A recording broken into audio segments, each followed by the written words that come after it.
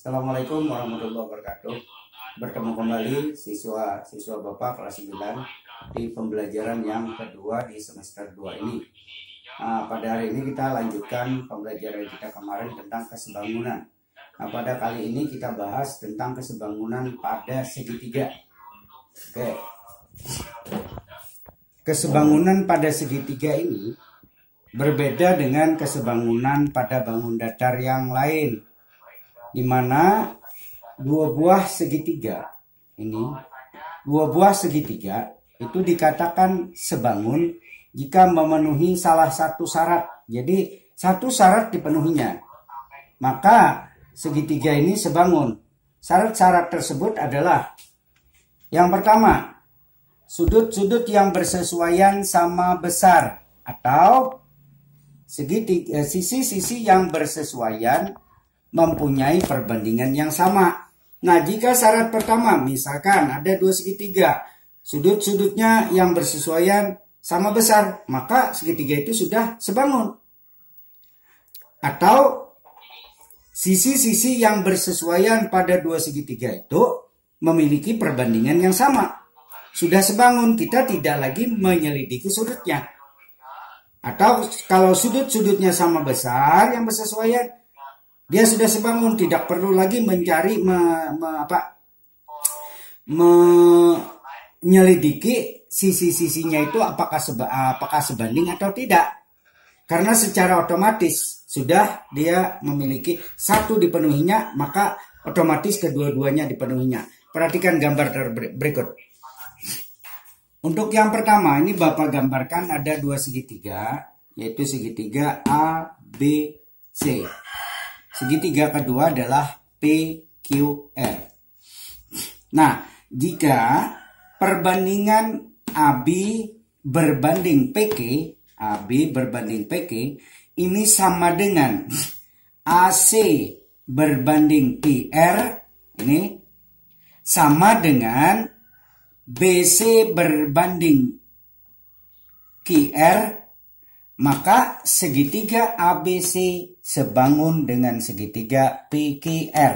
Ini sebangun bacanya. Lalu sisi-sisinya perbandingannya otomatis nanti. Jadi kalau satu dipenuhinya, maka syarat yang kedua pasti sudah terpenuhi. Oke, perhatikan gambar yang kedua. Ini ada Bapak gambarkan ada dua segitiga KLM dan satunya XYZ. Nah, di sini sudut M bersesuaian dengan sudut Z dan dia sama besarnya, ada tanda merah. Nah, ini sudut M sama besar sudut Z. Kemudian sudut L ini sama besarnya dengan sudut Y. Maka segitiga tersebut sebangun. Lalu sudut ini, Pak, kalau dua sudut dalam sebuah segitiga sama besar, maka sudut ketiga otomatis sama besarnya. Nah, jadi Bapak ulang, pada kesebangunan segitiga dia memiliki satu syarat sudah cukup, yaitu kalau tidak sudut-sudut yang bersesuaian sama besar atau sisi-sisi yang bersesuaian sama besar, maka dia sudah sebangun. Oke, kita lanjut ke yang berikutnya. Ini Bapak berikan catatan karena ini sering keluar baik ulangan umum maupun pada ujian sekolah maupun ujian nasional. Nah, kita tidak bisa pada saat ini memprediksi apakah ada ujian nasional atau tidak.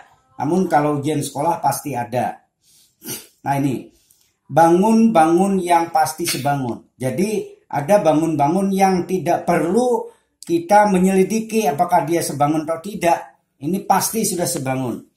Ini ada segitiga, dua atau tiga buah segitiga atau lebih. Segitiga sama sisi. Nah, ini pasti sebangun. Satu buah, yang pertama segitiga sama sisi. Kemudian yang kedua, segitiga siku-siku sama kaki. Maksudnya gini, segitiga siku-siku, ini siku-siku. Nah ini siku-siku, di sini kakinya ini sama panjangnya. Maka semua segitiga siku-siku yang seperti ini, segitiga siku-siku sama kaki pasti sebangun, baik besar maupun kecil. Nih kalau kita kecilin. Nah, ini ada segitiga siku-siku sama kaki juga. Nah, ini Ini siku-siku, sini siku, sini sama. Maka dia sebangun ini, pasti. Karena sudutnya sama, ininya sebanding dengan ini. Oke, kemudian yang ketiga, bangun-bangun yang pasti sebangun adalah lingkaran. Jadi lingkaran-lingkaran di sini Bapak tulis artinya banyak, 2, 3, atau 4 buah lingkaran itu sebangun. Kemudian yang berikutnya, yang keempat, yaitu persegi. Semua persegi, persegi. Persegi kalian sudah tahu semua sisinya sama. Itu pasti sebangun. Kemudian segi N beraturan. Maksud segi N ini kalau segitiga sama sisi. Segitiga sama sisi. Yang ketiga-tiga sisinya sama. Kemudian segi 4 sama sisi-sisinya. Kemudian karena beraturan, segi 5 beraturan, segi 6 beraturan, segi 7 beraturan. Nah, karena kita tidak bisa membuat di sini segi 6 beraturan, segi 5 beraturan, segi 7 beraturan, kita ambillah di sini segi N beraturan. Nah, ini ada 5 buah bangun yang pasti sebangun. Ingat kalian, ini perlu dicatat nanti kalian di catatan kalian bahwa bangun-bangun yang sebangun itu ada 5 seperti ini. Untuk sementara dulu, oke. Kita lanjut ke yang tadi, kesebangunan pada segitiga. Ini Bapak berikan beberapa contoh. Untuk yang pertama dulu, contoh soal yang ya kalau rumit tidak, namun ya sedikit lah. Ini ada segitiga yang besar, ada segitiga ABC. Di dalam segitiga ABC ditarik garis dari D ke E dan E ke F, di mana EF ini sejajar dengan AB AC. Sedangkan DE ini sejajar dengan AF atau AB. Dan di sini sudah ada panjang sisi-sisinya. DC atau CD itu 5 cm, CE 6 cm, EB 8 cm, FB itu sama dengan 12 cm. Nah, tentukan nilai X dan Y yang Bapak tulis merah. Berapa panjang AF atau X dan berapa panjang AD atau Y. Oke. Oke, sekarang perhatikan contoh ini. Ini ada sebuah segitiga ABC, di mana sisi DE sejajar dengan sisi AF atau AB, sejajar dia. Kemudian sisi AD ini sejajar dengan sisi FE. Ini ada tandanya. Nah, sekarang panjangnya ada di sini, DC 5, CE 6, BE atau EB 8, FB 12. Nah, sekarang kalian akan kita akan mencari nilai atau panjang AD atau Y dan panjang AF atau X. Sekarang perhatikan sini. Kalau kita lihat di sini, Y ini sama dengan AD, ya kan? Y sama dengan AD. Dan AD ini panjangnya sama dengan EF. Karena AF, ED ini sebuah jajar genjang. Nah, kemudian perhatikan segitiga yang ini. Segitiga, ini Bapak arsirakan. Nah, nih. Segitiga CDE dengan segitiga BF, dia sebangun. Kenapa? Sekarang kita cek. Tadi dua buah segitiga dikatakan sebangun jika memenuhi salah satu syarat. Pertama, kita lihat sini. Kalau sisi kita tidak bisa melihat apakah dia sebanding atau tidak, kita lihat sudut. Sudut ini, sudut B yang ini Bapak berikan nih. Sudut B ini sama dengan sudut E. Ini sudut B, atau kalau 3 huruf FBE, ini sudutnya. Ini sama besarnya dengan sudut ini. Alasannya apa? Alasannya dua sudut ini sehadap. Di kelas 8 kalian sudah belajar tentang sudut-sudut sehadap. Sudut sehadap itu terjadi jika ada dua garis sejajar, ini AB dengan DE sejajar. Dipotong sebuah garis, maka sudut ini dinamakan sehadap. Sudut-sudut sehadap sama besar. Nah, itu.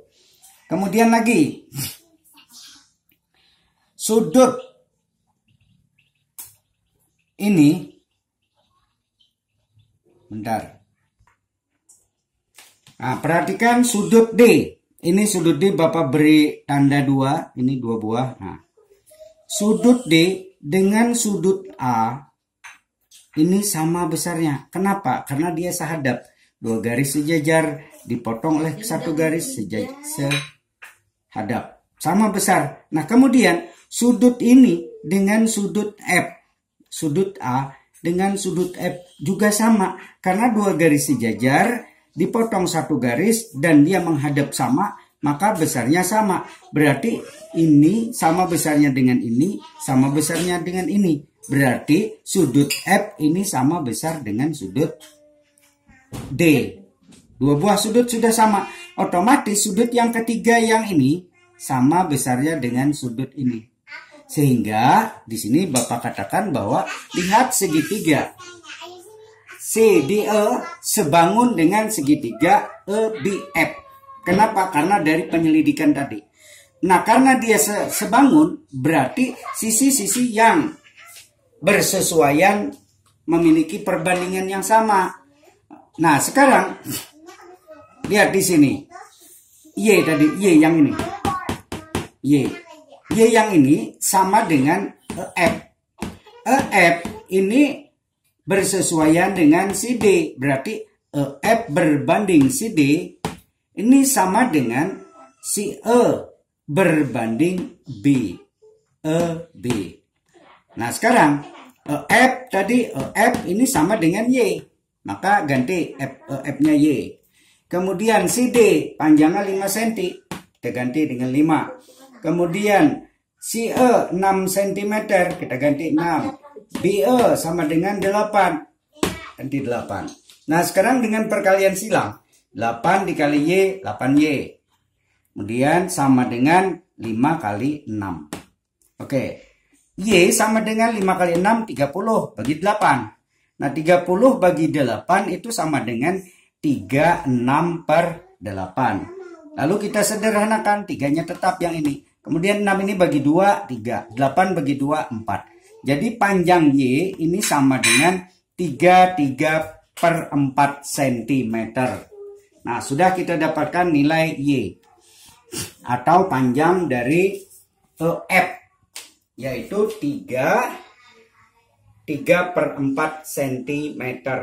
Oke. Nah, sekarang yang berikutnya. Kita mencari panjang AF. X-nya kan AF. Nah, X sama dengan AF sama dengan di E. Ini kan sama panjangnya karena dia jajar genjang. AF ED ini sebuah jajar genjang. Berarti X sama dengan di E. Nah, sekarang kita tinggal cari di E. Di E sama dengan X atau X sama dengan di E. Tadi sudah kita cari bahwa kita buktikan bahwa segitiga CDE sebangun dengan segitiga EBF.